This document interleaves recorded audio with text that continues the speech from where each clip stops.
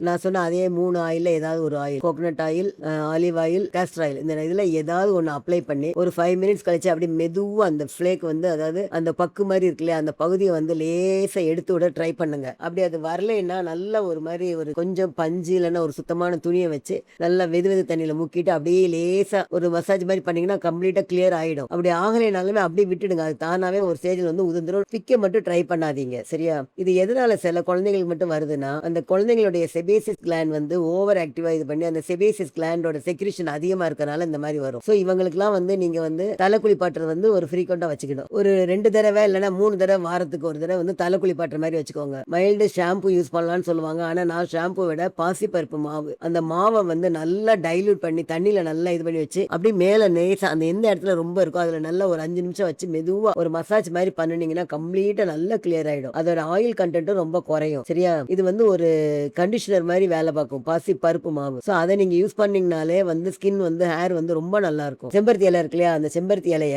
2, 3 இலைய பறிச்சு நல்லா அரைச்சு, அந்த அரைச்ச விழுத தண்ணீல நல்லா கலந்துட்டு, அத லேசா தலைக்கு அந்த மாரி வச்சீங்கனாலே போதும். வேற எதுவுமே வேண்டாம். அத மட்டும் வச்சீங்கன்னா, அது ஷாம்பு மாரி நல்லா இதாகும். எண்ணெய் பதம் எல்லாத்தையுமே எடுத்துரும். நல்ல ஒரு கிளீன்லினஸ் குடுக்கும் குழந்தையோட தலைக்கு.